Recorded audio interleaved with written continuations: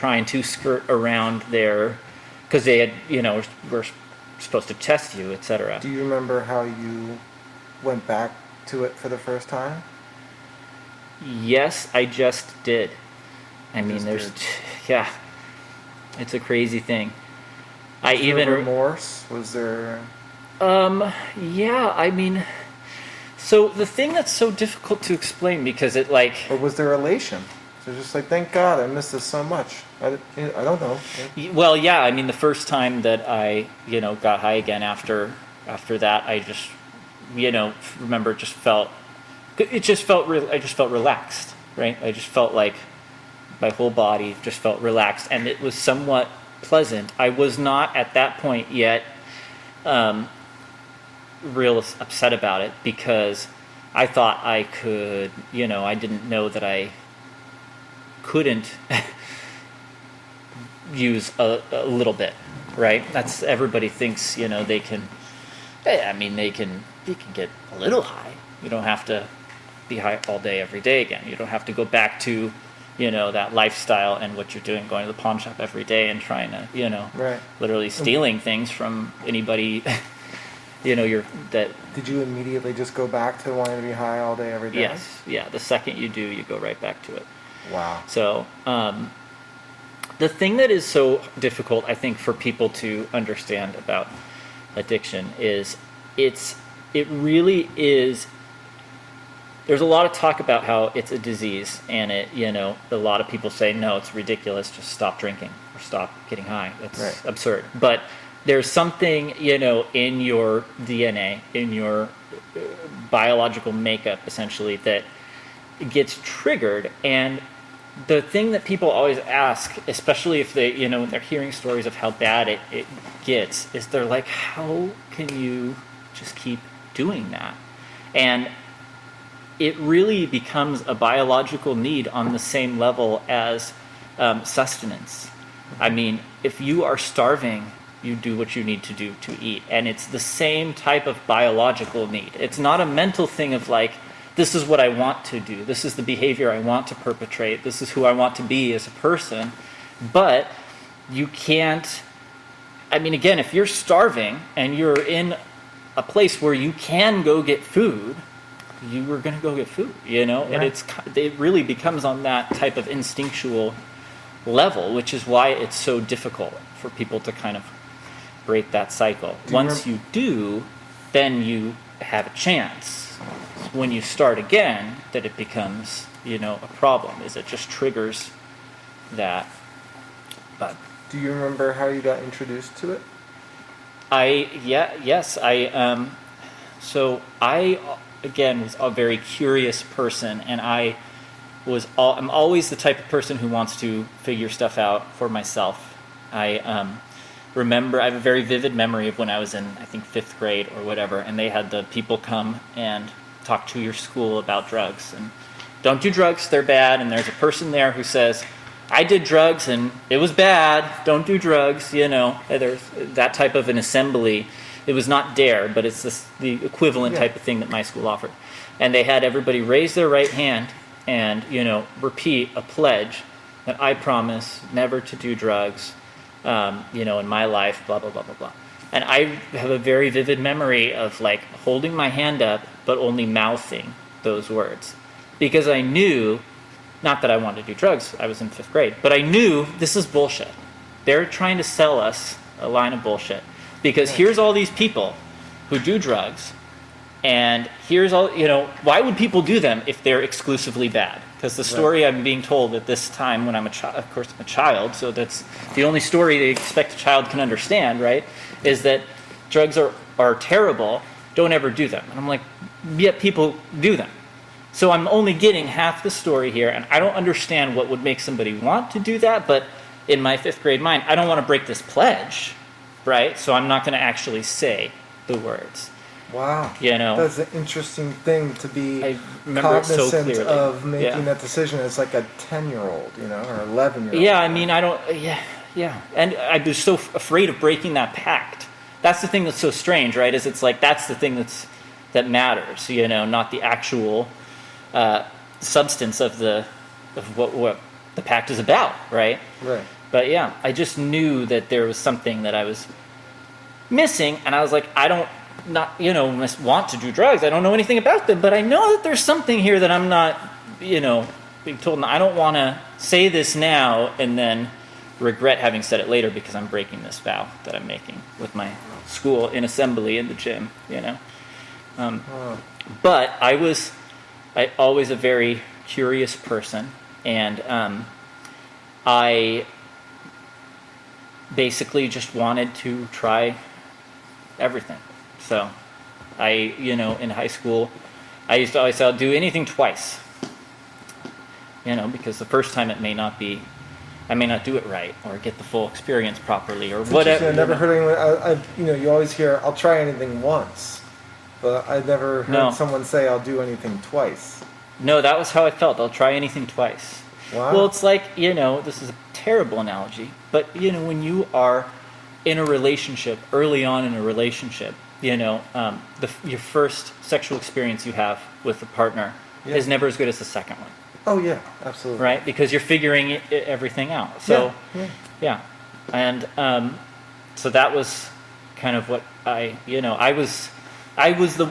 so in terms of getting into like heroin specifically, in downtown Los Angeles, they sell anything just right there on the street. I used to go downtown to buy cheap props and stuff for my student films. They have anything you want, costume-wise, wardrobe-wise. You need a, airsoft pistol that you can use as a gun for a senior shooting. They've got one that's like $15, So you just go downtown and buy it. And people on the street also sell drugs. They're selling, anything you want. Weed, cocaine, Vicodin, whatever. And I just remember going down there, and at that point I, was into substances, and just being like shocked that you could, get all of the different things like that. Wow. Yeah. So I remember that, yeah. So that was in high school? No, that was in college. Oh, that was in college. That was in college. In high school, I, had friends that started smoking weed, earlier than me and stuff like that. And getting into, when I was in high school, it was the late 90s. So at that time, it was like the rave scene, the club drug scene. So all the ecstasy and Special K, ketamine, All the stuff that you would see on kids. Yeah. Yeah. Exactly. That's exactly right. Yeah.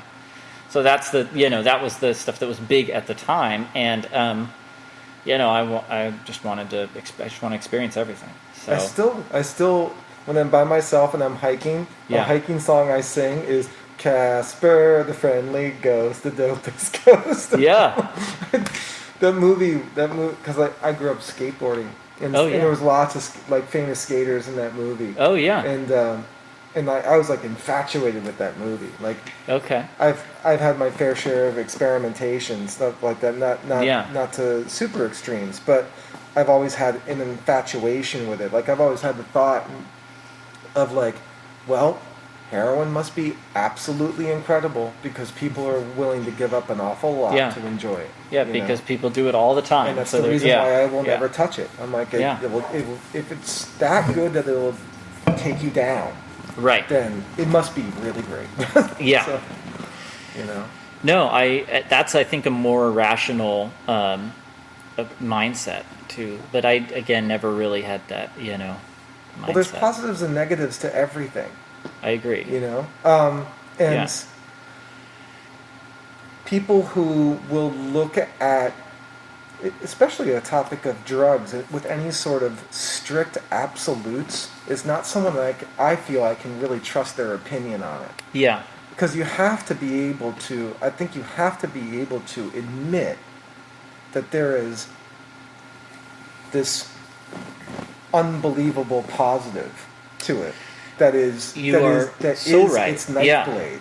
You are so right. And that's the one thing too. So when you're trying to get sober, or you're being told you need to get sober, the whole world of sobriety seems like such a joke. So ridiculous. Because they send you to these meetings with a bunch of old people who said that they got a DUI and they crashed their car or whatever, And now if I believe in God, I can be like them. Right. And it's like not what anybody wants, and it doesn't make any sense because it's the whole thing of like how horrible this is,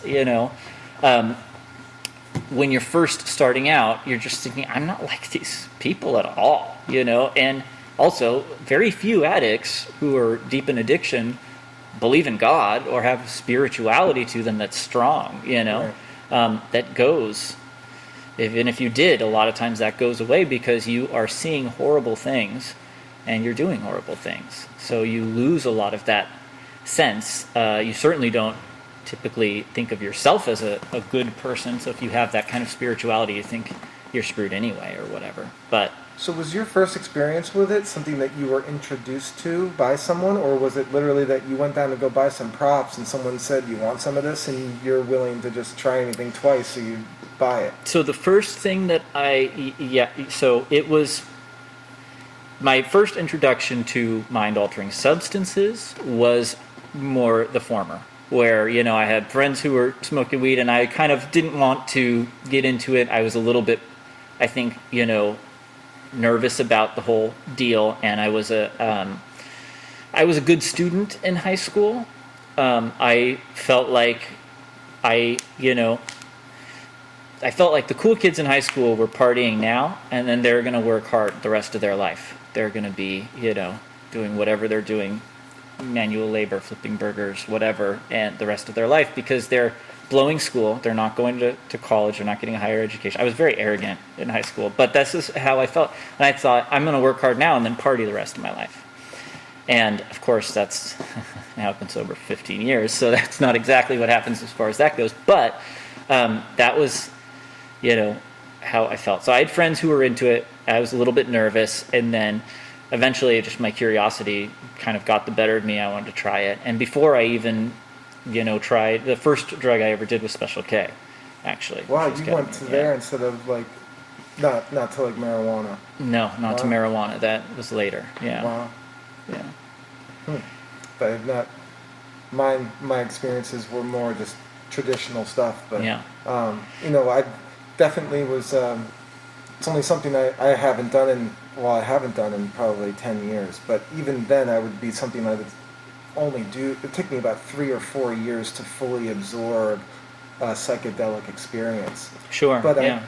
I would maintain. I even think that I would advise my children as they become adults. Yeah. I'd like to think that I would tell them, as I take them camping when they're 17 or 18 and we go hiking up to Mount Whitney, I have this like vision in my head that we're going to do some long multi-day camping and hiking, and maybe I end up, it's not something I do now at all. I haven't done for a long time, but I end up like smoking a joint with my son or my daughter, and just opening up and having a campfire talk and telling them like, listen, respect these things. There are dangers involved. But I would tell them, I said, listen, the 3 or 4 times in my life that I've had, either a psilocybin or an LSD psychedelic experience, it's fundamentally improved me as a human. I agree with that. Yeah. And so don't jump all over it, but if there's the right set and setting to really enjoy safely, letting go and letting your mind wander in some places it can't otherwise, then do it, Totally. Yeah, and kind of getting to your point with that about kind of that more honest, straightforward approach, that's something that I typically would have responded to, because I can tell if somebody's giving me a load of shit and I don't respond to that.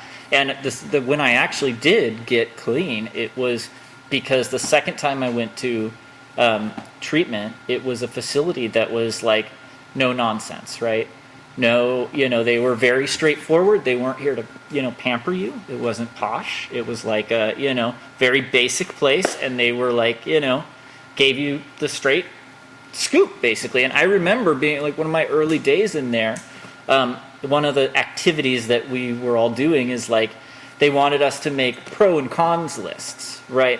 Of what, things are better with drugs and what things are worse with drugs. And it seemed like a trick, right? Because you're supposed to be getting sober, right? And so everybody was like really quiet. And the guy's like, I mean, somebody can start.